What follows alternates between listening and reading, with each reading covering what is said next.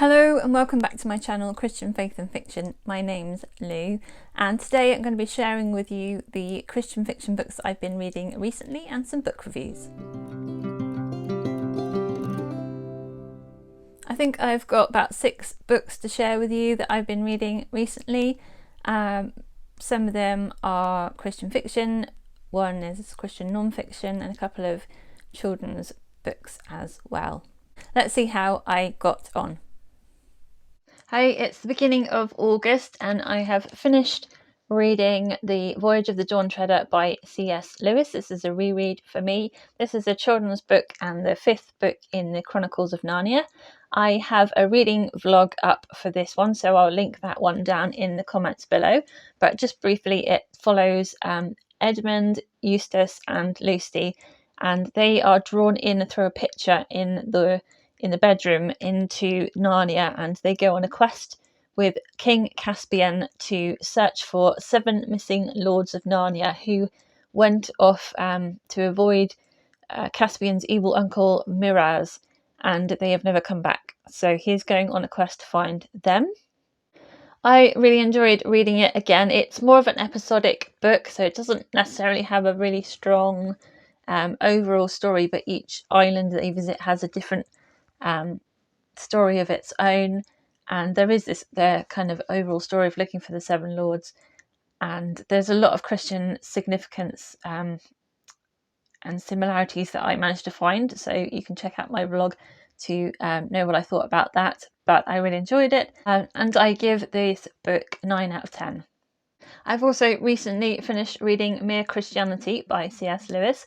This is a non-fiction book and really loved it. Really love the style of his writing.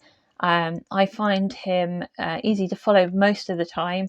I didn't agree with absolutely everything he said, but most things I did, and I found it very helpful. The last part of it, I think I engaged with it the least. It's the most philosophical, and he just tells people to skip over it if they don't find it particularly helpful. But the first parts I found really helpful. He's really good at explaining reasons for why it's logical and good to believe in God and to believe in the Christian God and the Christian beliefs. So I found it encouraging and helpful. I think I need to probably read it again at some point and maybe highlight some passages or tab them up for future use. There's some great quotes in there as well. So I'm glad I read that one. I've got quite a few of his non-fiction to go through at some point, which I will do, and I give this one 9 out of 10.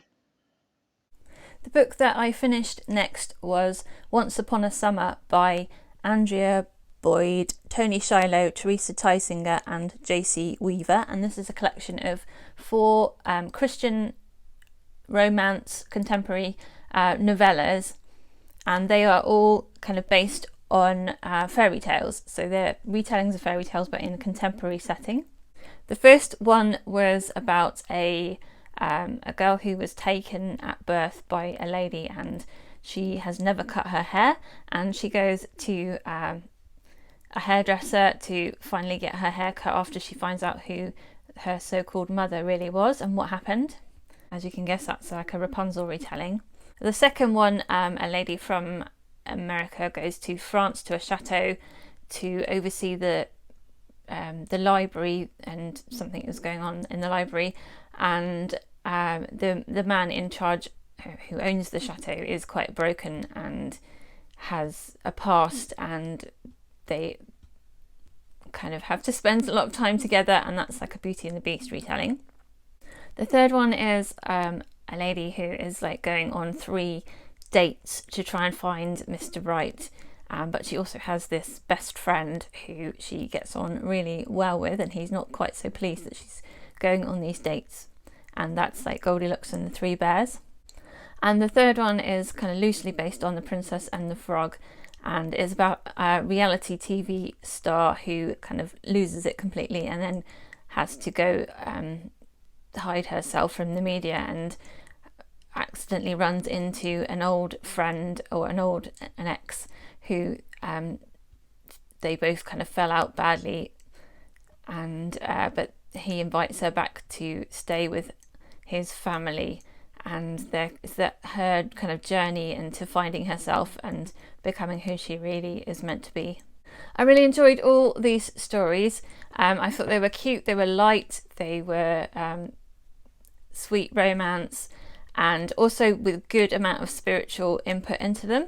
I love seeing the connection with the different fairy tales and how it kind of connected or kind of didn't. I felt like all the characters were quite individual and dynamic, and I also felt like they had real genuine faith, and you could see that seeing through their eyes that they actually thought about faith and thought about God. So I actually went ahead and got a different collection that's come out before, which is called Once Upon a Christmas, which is by the same authors, I think, or similar ones. And I rated this one 10 out of 10 because it was just exactly what I was looking for at the time. A light-hearted contemporary romance with a good Christian input. It's the 24th of August and I finished a couple of books this week.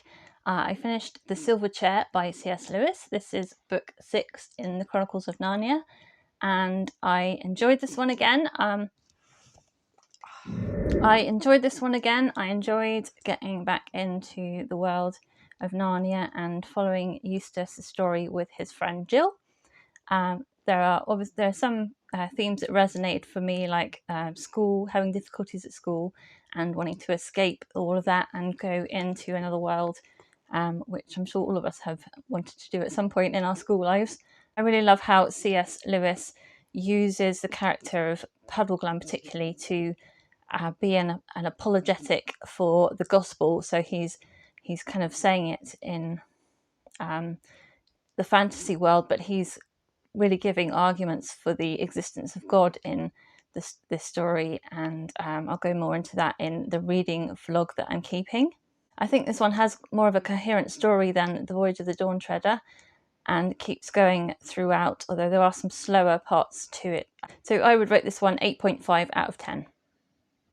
I also finished the historical fiction book The Ice Swan by Ciesielski and absolutely loved this book. I got a free copy from NetGalley, an ebook copy, but I went ahead and purchased a copy of the audiobook anyway. This was on my most anticipated books list, I think, and I'm always really glad when a book that I've hoped was going to be good turns out to be really good. It follows Princess Svetlana, who is a Russian princess who flees from Russia to Paris to escape from the Bolsheviks, who are killing off the royal family. And there she meets Wyn, who is a Scottish aristocrat, a marquis, and he is taken up a position as a surgeon with the army there. It takes place in the First World War and just afterwards. This was one of my favourite historical Christian fiction books that I've read this year. I really loved both the characters. They were very stubborn, they sparked off each other, and it was great to see their friendship and relationship develop throughout the book. It was kind of a slow burner in some ways. They really jewelled off each other romantically, and they were also dealing with threats that were coming against them, both physical threats and in terms of the circumstances around them. And it was really great to see two people who are very strong-minded, independent people growing in their trust for each other and the people around them. The suspense kept me on my toes. I would say it's a historical romance with a side order of suspense. So all in all, it was very enjoyable, exciting, and a heartwarming read, and I would definitely give this one 10 out of 10. Hi, it's the 31st of August, and I've just finished reading Secrets in the Mist by Morgan L. Busse. This is a steampunk novel, so it's like a fantasy novel set in Victorian Edwardian type of time with steam technology, and the world is like something bad's happened and there's like a mist has descended on the world, and so everybody's living up on the mountain tops and gets about by airships. So this story follows Cass, who is living on the streets. She's a teenager and her parents were killed by the mist, and every now and then there's like what's called a purge where they run out of space, and so the kind of poor people are sent into the mist to die. And she has somehow escaped and kept going as like a thief on the streets, and she gets taken in by the captain of an airship that dives into the mist, and she gets taken on board there and trained to be a diver who goes down to retrieve things from the mist. And also follows another character called Theo, who is part of one of the ruling families, and he is trying to experiment and solve the problem of how of the mist and try and do something about it. I enjoyed this book. I've only read maybe one steampunk book before, so it was a really interesting world for me. I believe it's written for teenagers, but I would say there's quite a bit of violence involved in the book. In a way, it feels a little bit like a zombie book. It's quite like there's a lot of running and scary bits in it, in a sense, and there's fighting going on. So bear that in mind if you're thinking of getting it for teenagers, especially younger ones. And there's kind of a hint of romance involved in it, but nothing particularly overt. I liked the characters, I liked the whole kind of setup and story. I liked the suspense of it and the adventure of it, and enjoyed the running and hiding and fighting parts of it, but I did decide not to read it in the evenings before going to bed.